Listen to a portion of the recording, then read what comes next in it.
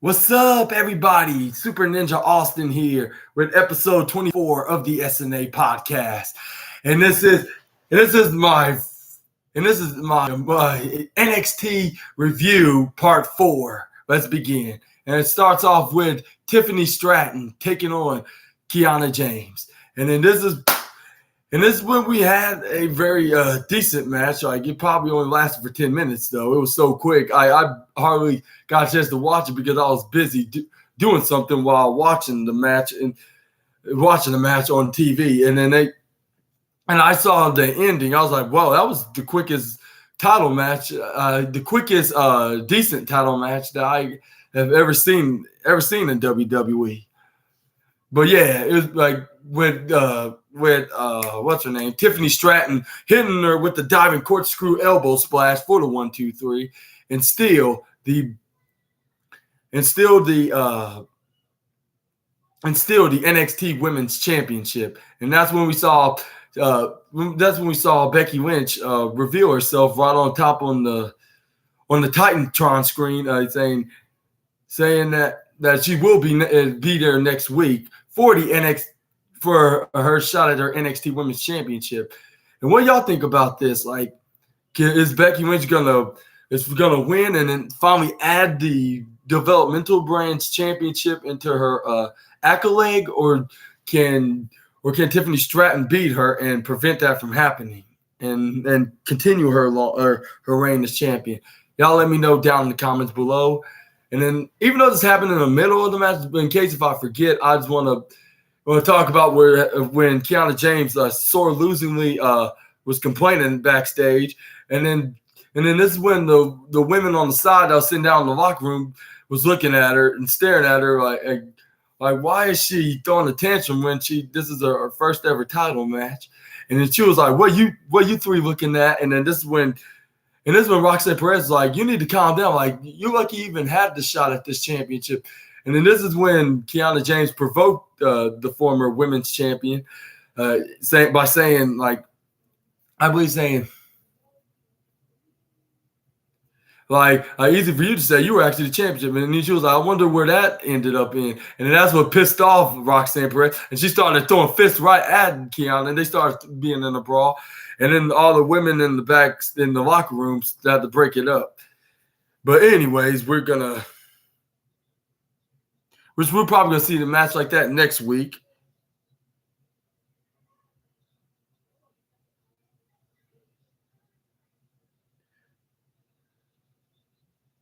This is when we had all the tag teams in the locker room started. This is when all the tag teams in the locker room, including the Creed brothers, came up to them and they respectively and respectfully was talking to them, and then they send a challenge. This is when I believe, what's their names? Malik Blade and Enoff. I forget his last name, but they came in. They were like, whoa. Y'all think y'all deserve a tag team shot at the tag team championships just because you asked for it? Like, why don't you just we deserve a shot at the tag team. We've been fighting all year round, and we hardly get a shot at the tag team gold. Okay, Trey. Uncle will open them.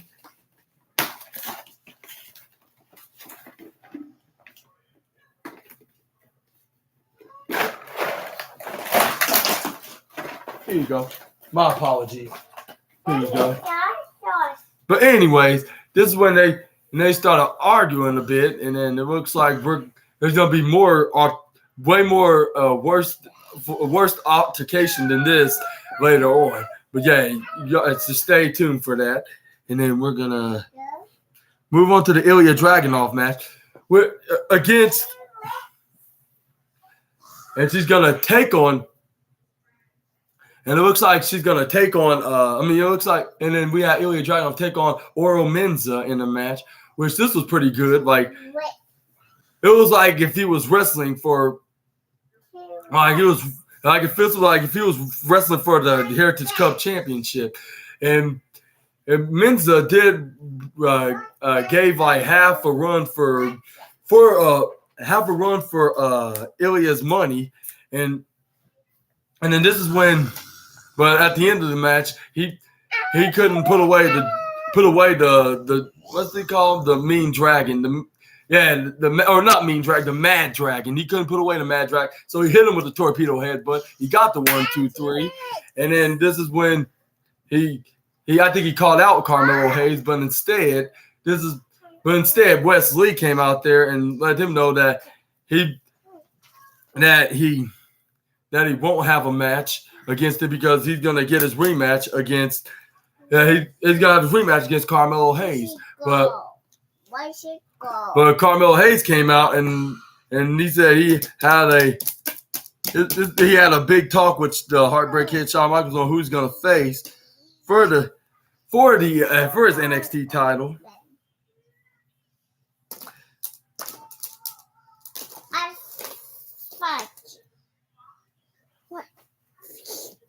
Why she go all this? I thank you.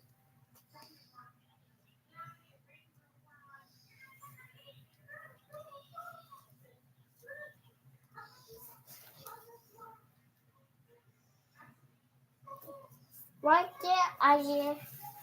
Right there. And yeah, this. I'll say, yeah, this is when Wes Lee came out, and then they look like they're about to get in a fight. He's like, and then he was like, I still have enough fight left in me. And then this is when Wesley's like, "Want to try? Like, I'll be ready anyway, whether if I have my gear or not." Which he didn't. He had his pink hoodie on. This one, and he had this is when Carmelo Hayes came out to give him, and he gave him all the advice that he needed to hear while being champion. And then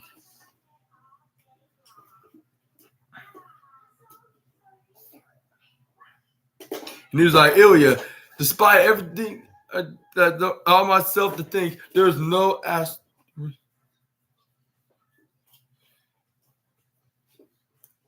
you took a risk and took me over the limit, and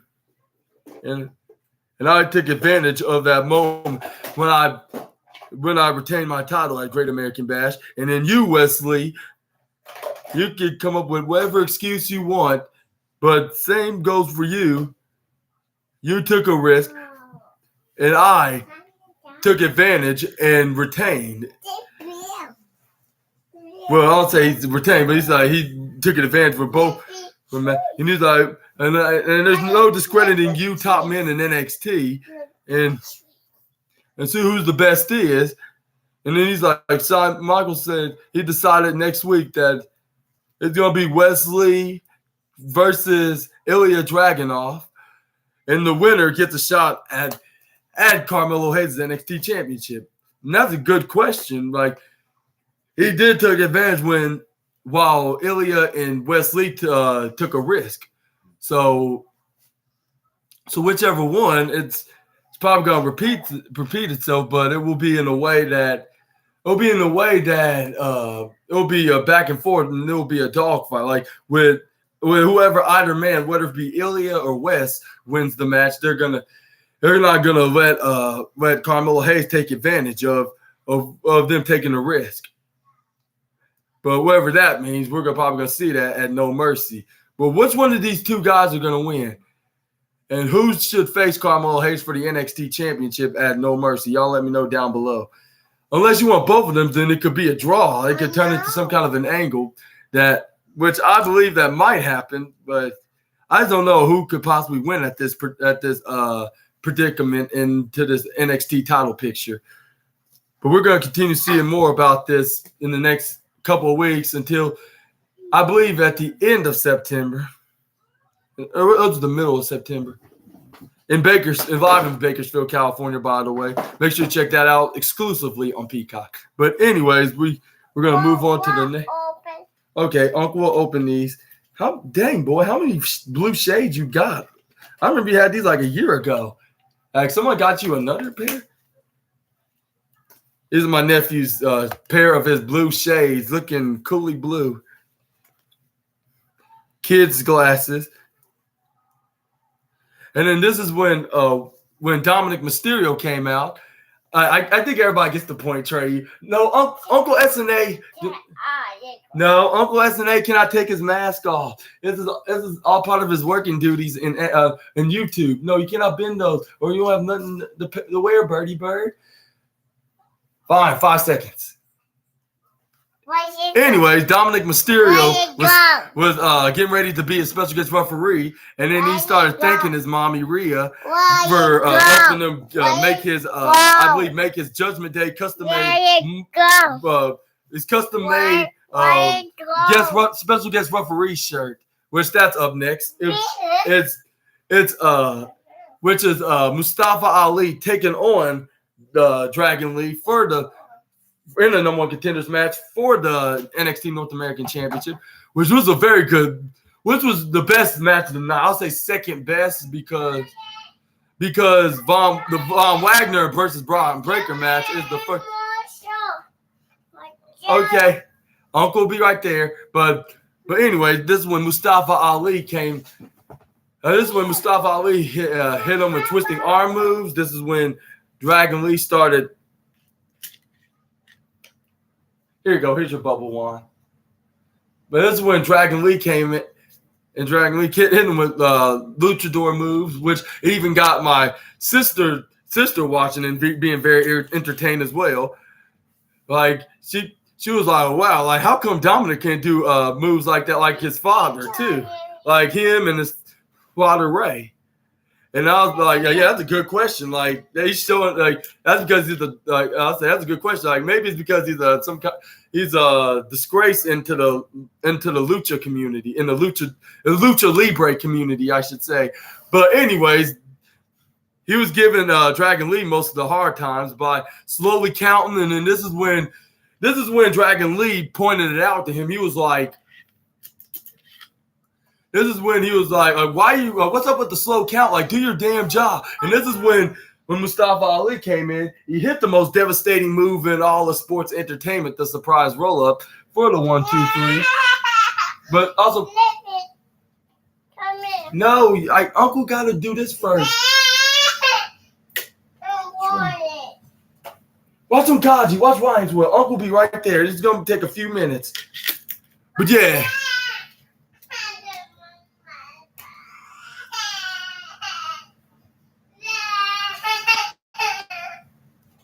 Anyways, this is when he hit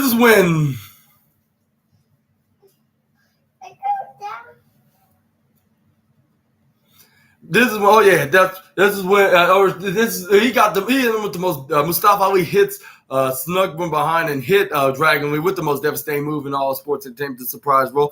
Dominic Mysterio counted fast to 1, 2, 3, and then he helped got him the win, which I predicted that. I was like, somehow I just think into my gut that Dominic Mysterio is going to screw Dragon Lee out of being in the match against him, and he knew that. And he knew this, and he knew that, knew this like this, because if he know that next time we face him, it won't be like the last time when he had help with Mommy Rhea and the Mommy. But anyways, yeah, he got the win. Mustafa Ali didn't like the match finish, so he decked him with a left hand. He was like, I didn't need your help to get this win, like I could do this all alone. And he was like, but no matter, like that championship will be mine, and it will be mine. It comes home to the rightful owner that cares about this division and represent North America. And then this is when he went up to Dragon Lee and apologized. He was like, sorry for that screw up. And then he was like, he's all yours. Like, I'm not gonna be in this between you and Dom, but I'm just gonna do my job of trying to be the rightful owner of the title. What do y'all think? I believe Dragon Lee is gonna be getting involved into this match, and then we're probably getting involved in this match. Whether if Dominic Mysterio wins or lose, like retain this championship or not, like I think that Dragon Lee's gonna get involved. He's gonna teach him a lesson that he'll never soon to forget, and I believe he probably will retain just for and then just for Dragon Lee to win. And then I hope this doesn't turn into Mustafa Ali turning heel, like, which I'm afraid that might happen, and he'll be the one that dethrones him and be a new heel gimmick.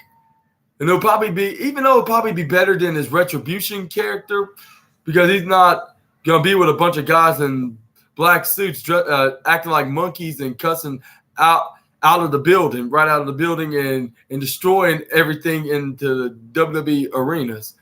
But anyway, that's the story for another day. But what do y'all think about my prediction? And do you have any predictions for this match with Mustafa Ali against Dominic Mysterio, and how the outcome's going to be at No Mercy? Y'all let me know down in the comments below. We're going to move on to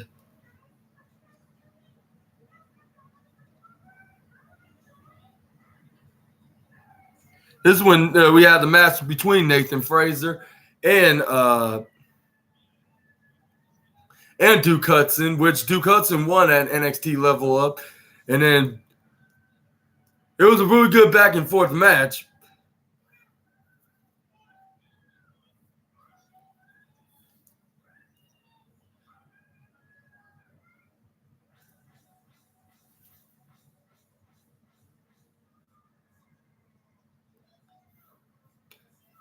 And then this is when Von Wagner stood up and he was like, he done that. He's gonna win this match. And then he started toying with him, Irish whipping him everywhere, even try to hit him with a power bomb, or even some kind of a razor's edge crucifix bomb. And then this is when Nathan Frazer countered it right into a Hurricane Rana, face first, right into Tina the turnbuckle. This is when Nathan Frazer got out and he super kicked him right down on the floor. This is when Nathan Frazer goes up right on the top rope, and then he hits him with the face splash, or the finish splash, which he got the 1, 2, 3, and it looks like he's about to move on to the next round, which I believe he's gonna face Tyler Bate, I believe. Or the Axiom.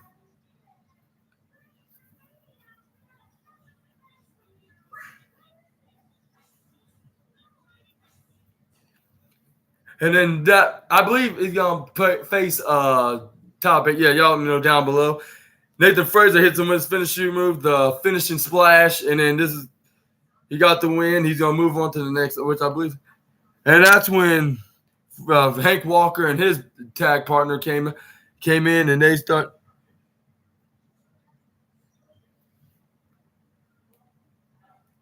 And he was like, "If you want a match, like, why don't you just talk? Just ask." Like, and he was asking, like, "Do y'all ever talk to the Creed brothers?" This is when the Creed brothers like, "You and me and my brother." Like, that's when Brutus Creed that said, like, you mean like me and my brother talk? Like, yeah, we talk like pretty much every day. And then they was like, yeah, we figured that. He's like, y'all are so close to the unit. Like, have you ever fight each other? And this is when Julius Creed's like, no. Well, we only fight only for fun.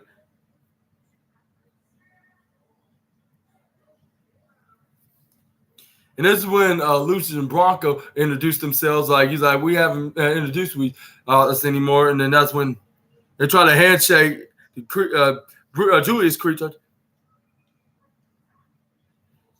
he's like, and he's like, in you two, like, which he's pointing at Hank Walker and his tag partner, which I keep forgetting his name. Y'all make sure to let me know down in the comments. But he's like, we don't play no games, and we be playing to win. And then he's like, we want the same time as y'all want. Like, we not playing the real. We're gonna go ahead and go there. And then that's when it was like the tag team, like, because.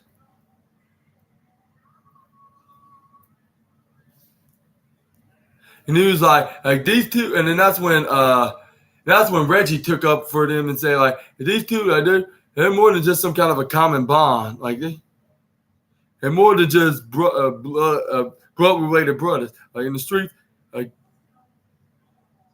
and he and he's like, and me, like that's something I can relate to. And it looks like we're gonna see a faction with an NXT with Reggie managing both these guys, and it looks like with or without Reggie, I believe they could thrive into the tag division in NXT, and even bring that similar success into the main roster. Well, what y'all think about these guys, Braun and Lucius? Y'all let me know down in the comments below about that. And later on that night, that's when everybody in the tag division started arguing even more, and they got into a big fight, and they were beating the absolute the absolute mess out of each other. Like it was so bad with one another. Yeah. Up next, we got Tyler Bate taking on Dabba-Kato, which it was a very entertaining but quick match. I was getting into the match, but it is way too short to be just a typical wrestling match, like in the mid card. I mean, not the quickest or too short, but I'll say it was very short, like to be a match that you could sit and enjoy and watch it. I mean, I enjoyed it. I watched it. It was very great and all, but it didn't even last for like it didn't even last for 10 minutes. And this is when Dabba-Kato started doing double teams like backbreakers, and this is when he started doing backbreakers and he's doing some backbreakers, and he started holding on to him and choking and bending Tyler Bate where he shouldn't be at. And then this is when the referee started counting like 1, 2, like you don't stop, and you're gonna get disqualified. And then this is when Tyler Bate started elbowing him and then kneeing him. This is when Tyler Bate started doing his comeback moves, like stop sign punches, and then what other moves he was doing? Let's see right here. But when he tried to hit the move, Dabba-Kato rolled out of it. He got out. He tried to go for a rebound clothesline, but he tried to go for a second one, but it didn't bring him down. He tried to go for a third, but this is when he tried to go for third time the charm. This is when Dabba-Kato reversed to a choke slam, but he knocked him in the right hand. I think it was like a stop sign punch, like he would usually do, but it was up in the air. He tried to go for a spinning fireman's carry, which amazingly he successfully did. He picked him up off of Kato's feet, and he was spinning him around like 20 times in a row. And then he slammed him like a fireman's carry. And this is when Tyler Bate got up on the top rope. This is when he was waiting for him to get up so he could hit his move, which was the diving corkscrew, the crashing diving corkscrew for the 1-2, and that's when he dived the corkscrew for hit the 1-2-3, and he got the win. I was like, wow, I was fast. Like, and he finally put him in his place, put Dabba-Kato in his face, put Dabba-Kato in his place, because 2 weeks ago he attacked him like during Nathan Frazer and Noam Dar's match, and then he finally got some restitution to the former Commander Aziz. But what do you think where this is going? And I believe he's gonna face. And next week he's gonna face Nathan Frazer while Axiom takes on, I believe it was either Butch or we'll see. Yeah. Just continue to let me know that down in the comments below. And then this is when what's his name? Dominic Mysterio went backstage and he said, "It's hard being a champ, isn't it?" He ran into Carmelo Hayes purposely. He was saying, it's not easy. It's hard being the champ, isn't it? Like, am I right, Melo? And Melo's like, yeah, something like that. Like, and then that's when Dominic Mysterio's like, if you find your opponent at No Mercy next week, I'm about to pick mine and find out mine. Because he needs to remind him that he's the special guest referee. in the number one contenders match for the North American title. And he was like, okay, whatever. Like, I used to be in that championship, and then I was even a better champion than you ever was. That's what he was giving him that look.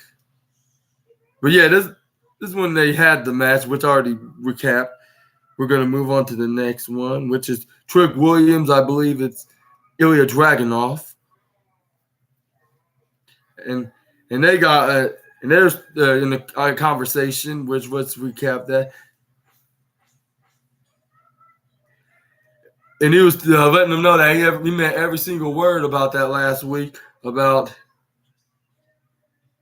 And then he was like, he was complimenting Trick Williams, saying like, I meant every single word. You're more than just an entertainer and a sidekick. Like, and with or without Mello, you could be a star in your own rights. And then that's when Trick Williams like, yeah, like, yes, you're right. Like,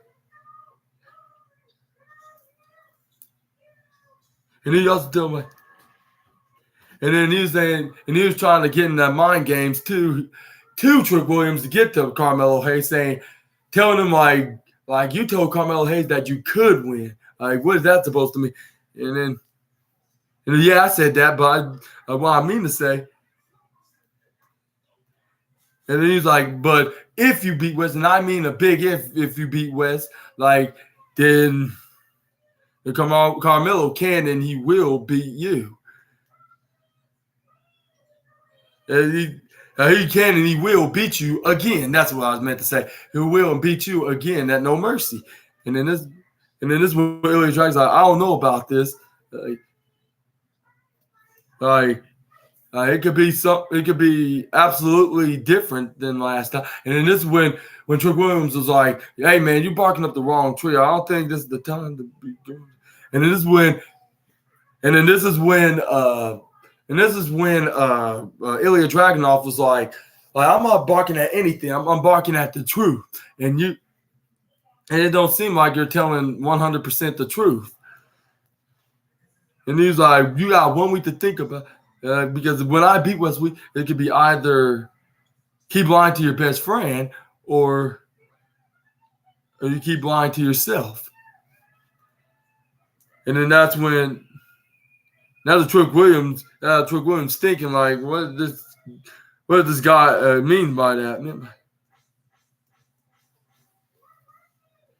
But anyways, this is where we got Axiom taking on Butch, which I would say the third match of the night, because it was very entertaining to watch. I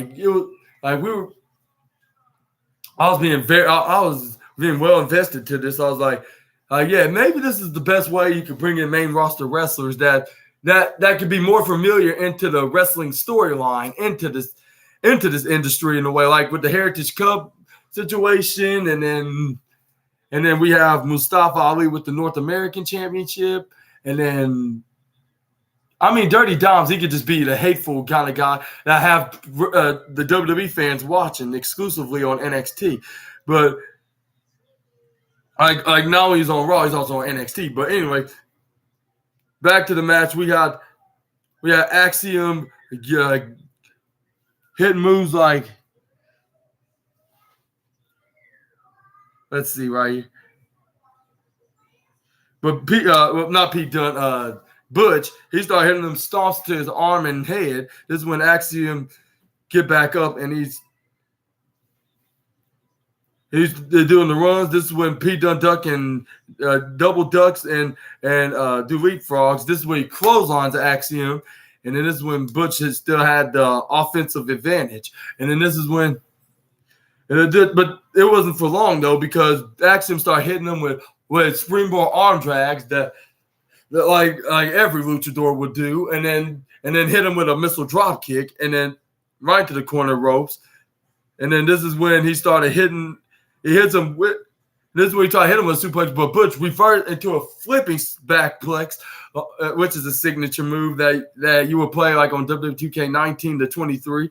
This is when he drop kicked him on the side, on the outside. This is when Butch started putting lock in his arm right into a hammerlock position and bending him back when his legs right through the ropes, like on the side. And then this is when the referee was like, all right, that's enough. And he tried to count he count the 3, and then when he had no choice but to let go,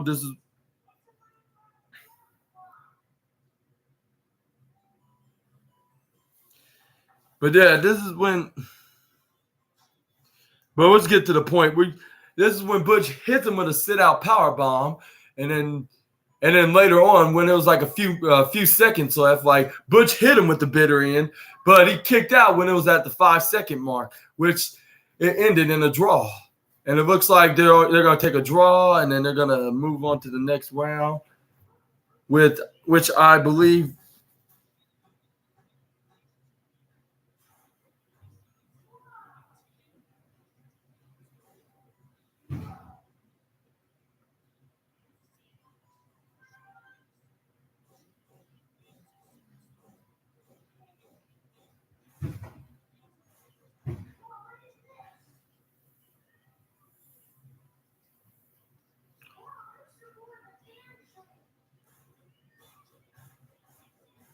They will the next one, which is next week. But who you think that is going to face them? I don't know where to see him at, but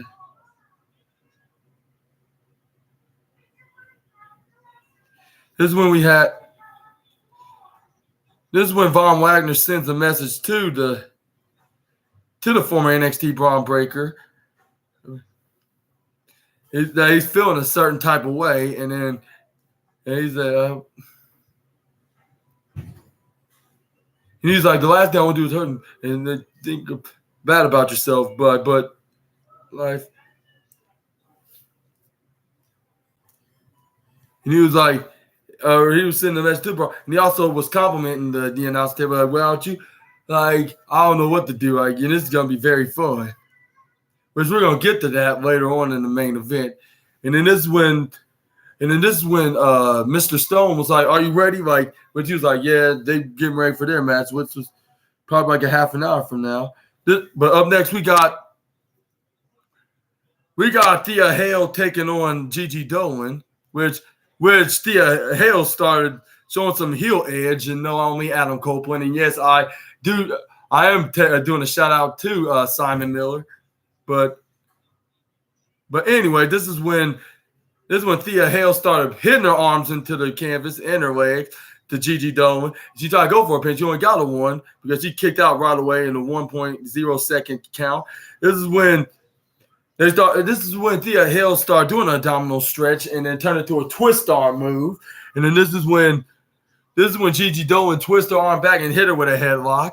This is when Thea Hale started Irish whip Gigi Dolan. Gigi Dolan shoulder tackled her, and this is when Thea Hale started ducking and doing some leapfrogs. And then this is when she tried to do a hip toss, but to Gigi Dolan. Gigi rolled out of it into a backslide, which only got her the 1.99 second count. This is when she Irish whipped her into the ropes, but got easily countered by Thea Hale with a flying head scissor. This is when Gigi Dolan threw her right into the corner ropes, into the mid ropes. This is when she hit her with a running hip attack right on her back, and then throw first right into the ropes. This is when she tried to go for a missile drop kick, but Thea Hale countered it and then turned it into an exploder suplex. And then this is when Thea Hale tried to hit her with a running hip attack, but she flips out of it into right into the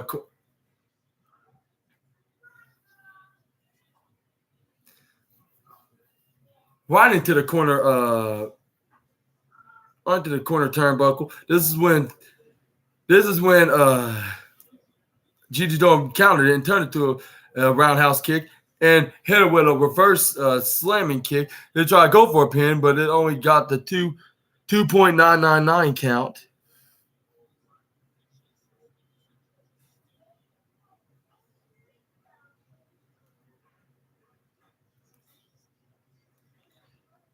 And then this is when she twisted her arm, you kick, and then turned to a swinging kick.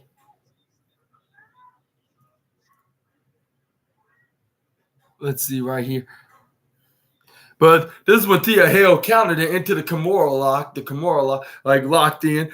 But fortunately for Gigi Dolan, she grabbed onto the ropes and then at the 5 count. This is when Blair Davenport interfered and got involved when the referee wasn't looking.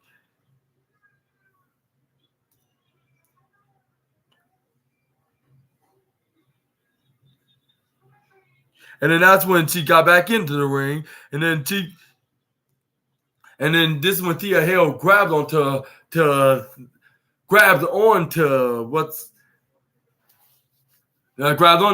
Gigi Dolan's arm to hit the Kimura lock, but she wasn't going anywhere. So she said she was like, "Oh, what the heck? Who am I kidding?" And then this is when she had no choice, so she started tapping out. And then this gave Thea Hale the win. And be honest, I believe this is working, and it's working into Thea's favor because I don't think she was even getting ahead with Andre Chase's teachings. No disrespect. So maybe it was best to put her into this rebellious heel side of her, teaming with JC Jane, Gigi Dolan's former tag partner, and maybe they could even. And maybe if they bring back the women's tag team champions to NXT, then they could win that, which I'm not sure they will. But we'll just keep your fingers crossed for those who are a huge fan of those titles. But yeah, y'all let me know down below. We're gonna.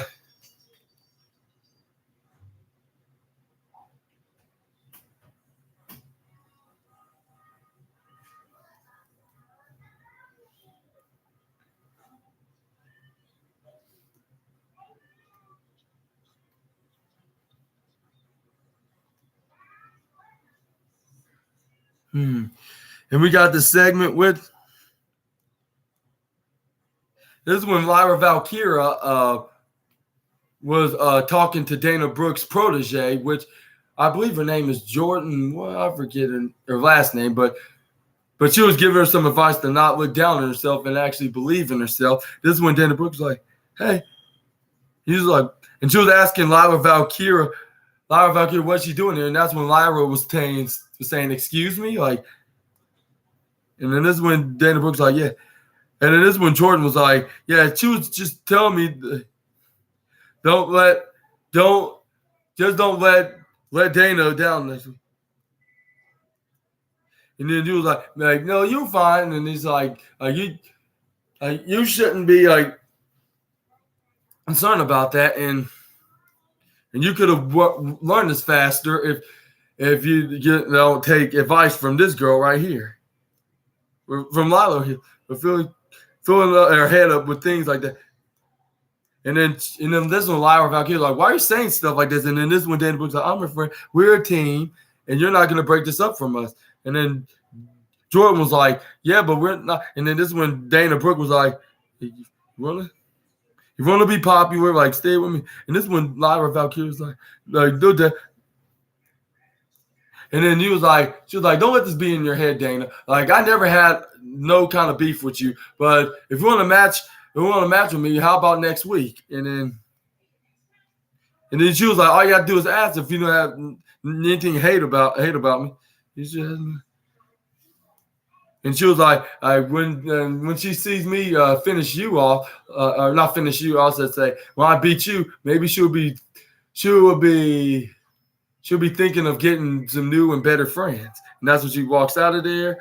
This is when Dana Brooks started convincing her, "No, I don't."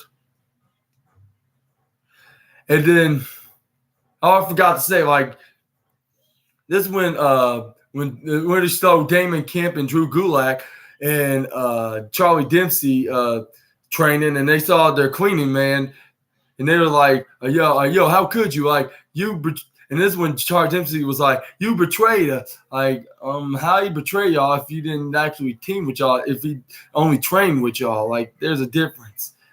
Like, but anyway, this is where he was like,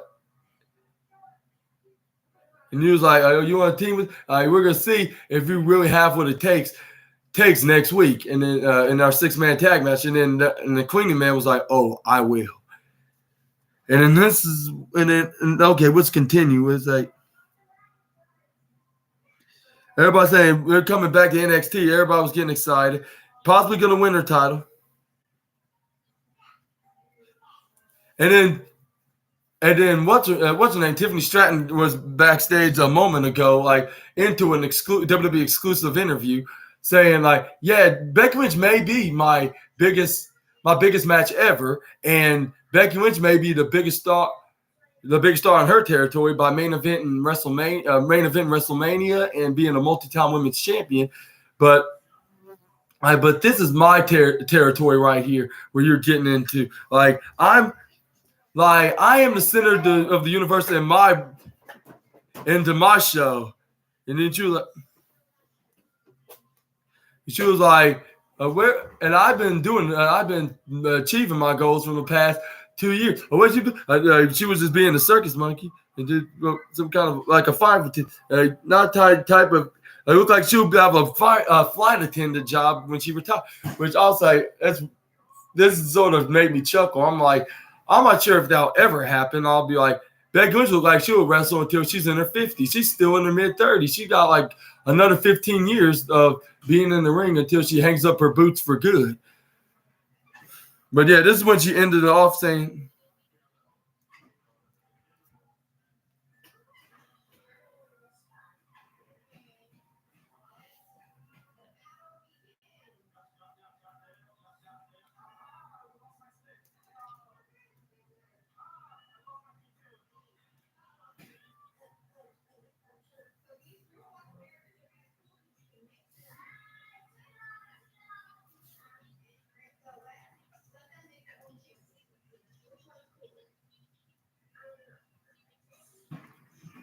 that's what she said. I'm center of the universe of my world. You may be big time Bex in your world, but like, and next week in our match, like the NXT Women's Championship's not gonna go anywhere, bitch. I was like, wow, like that was the most insulting. This is not the most insulting way that I heard from a wrestler said. That was the most insulting and the most shocking way to call your opponent the B word. And I was like, but I was like, wow, like, and this is when the match has been confirmed that it will be Becky Lynch taking on Tiffany Stratton. There you go.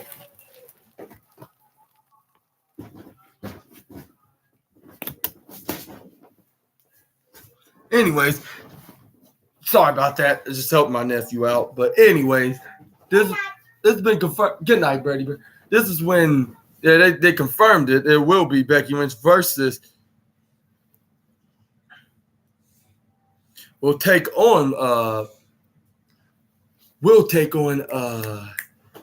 Tiffany Stratton. Becky Lynch for the NXT. And I believe she will win that championship to add on to her list. But what y'all think about that next week? Y'all let me know down in the comments below. And then next week we also have Tyler Bate taking on Axiom, while Nathan Fraser takes on Akira Tozawa for round 2 into the scrambling Heritage Cup tournament. And then that's what it was. I remember. But up next we got the no DQ match and we also have Ilya Dragunov versus Wes Lee in the number 1 contender for the NXT Championship. We finally have the main event for the. You do have the main event match, which is Braun Breaker taking on Trey. What are you doing? No! Don't touch that, Trey. I said, go night. You go night just a minute. Uncle needs the light on for the video. Anyways, this was the best match of the night. Guys, like no wonder this was the match of the night, number 1 match.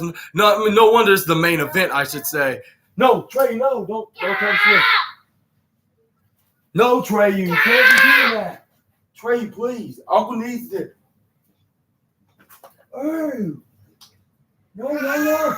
Trey, you can't be doing that. Trey, please. Anyways, Sorry about that. It's my nephew being so bad. But anyway, this is when he started hitting his opponents with a kendo stick. This is when. One second. You can't be watching on both TVs now. Okay, I'll put on Blippi for you. You're kind of interrupting Uncle making this video.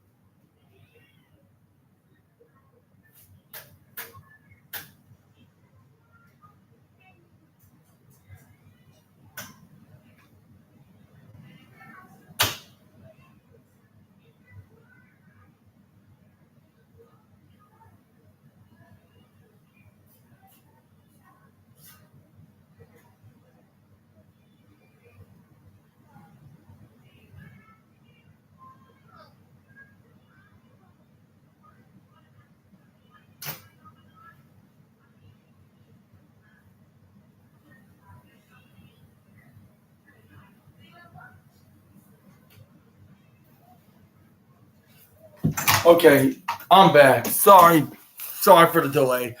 My nephew wanted him to put on Blippi for him, but anyways, this is where we had Braun. Here's when Von Wagner was beating an absolute mess out of what's his name, Von Wagner. I mean, Von Wagner hitting an absolute mess out of Braun Breaker with a steel chair and kendo stick. He broke it in half. Something that you probably would see on a WWE 2K23 game, like in a no DQ match. But this one, Braun Breaker came back and then he hit him with a top rope running bulldog right into the steel chair. He thought that was going to be it.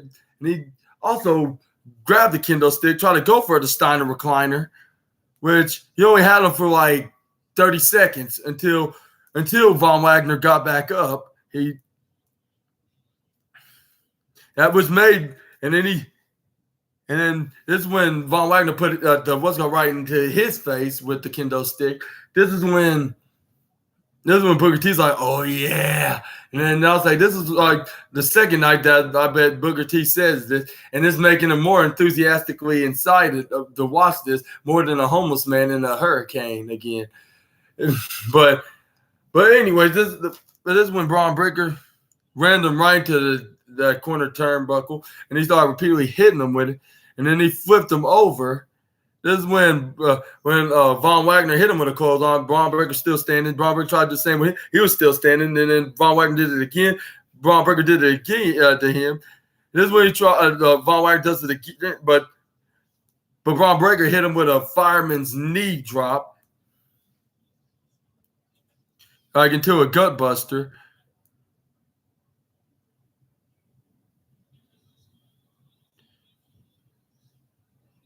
And then this is when he tried to go for a choke slam, which he successfully hit.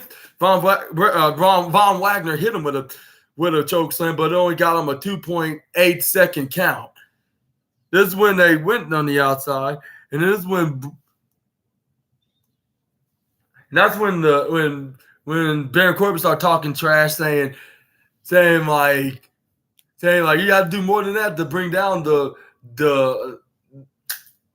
the unleashed dog, like, and this is when Von Wagner threw him right into that plate, that paper wall, that thin paper wall room, and threw him right into that paper wall thing, right into the wall, that thin paper wall, right through, and then that's what made Vic Joseph say, "Holy shit!" I was like, wow, like I was expecting from the fans, which the fans started chanting that after we said that. But I would never hear that from Vic Joseph. He probably could say any other cuss word that WWE would probably want him to say other than the S word itself. But anyways, and then that's when the fans started. WWE's editors started editing out, they say holy S. This is when Von Wagner dragged him right to the corner. He tried to hit the jackknife powerbomb, but Braun Breaker got out of it. He tried to run an attack of Von Wagner, but Von Wagner caught him up, hit him with the pop-up powerbomb, and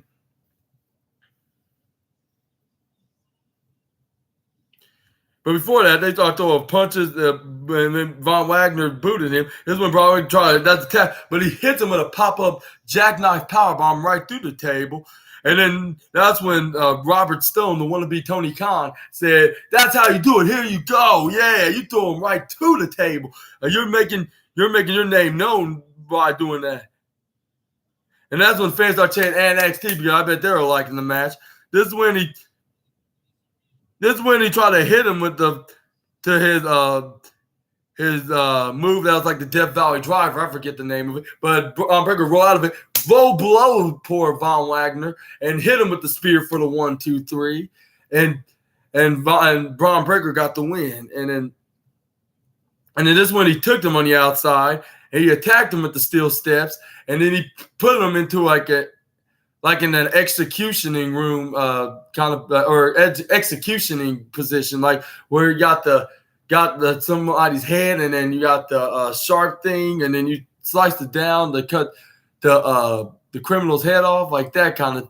But he made it to that position. And then they blacked out the cameras. I was like, why they're doing this? And then you hear a big thud, like slap, boom, and making a head cracking sound, like.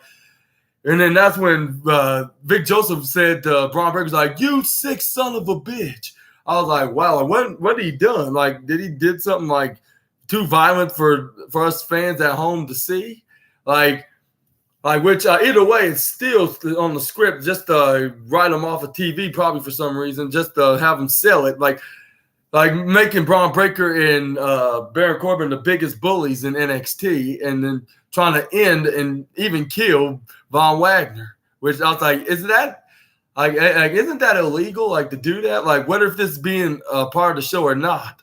Like, which it is part of the show. Like, which if you're trying to, well, even if you're trying to make it into a fictional storyline or even reality, like, it's still a crime to. And now Simon's been doing the murder encounters. Like, I've been thinking of doing that too.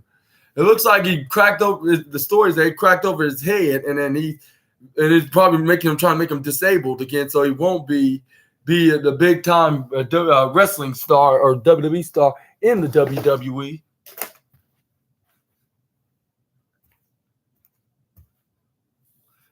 Sorry, my bad.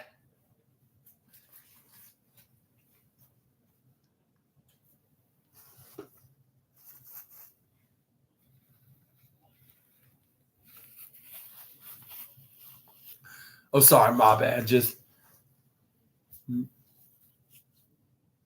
a little pissed. But anyways, I would say, what do you thought about tonight's NXT? I would give it, for putting on good matches, I would say a 4 stars out of the 5, and 4 stars out of the 5, and I believe they're doing like they should be doing. Yeah, they're putting on a great show, and then doing number 1 contenders matches with the NXT title and the Heritage Cup and the North American Championship, and finding competition for the tag division too, and putting on non-title storylines, which is Von Wagner, this triangle 3-way feud between Braun Breaker and Baron Corbin with Von Wagner, trying to end him and trying to ruin his career so he won't main event WrestleMania, and even bringing Becky Lynch back into NXT, making the women's division even more good and more seeable.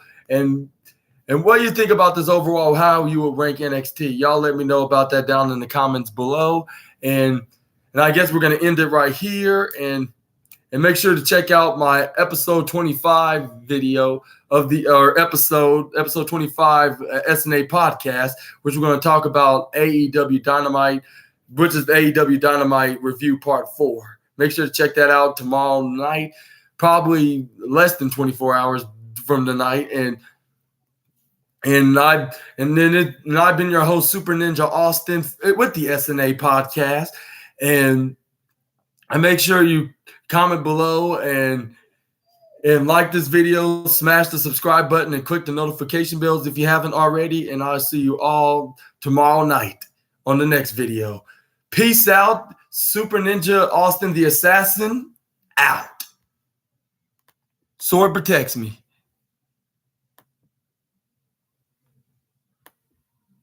My bad.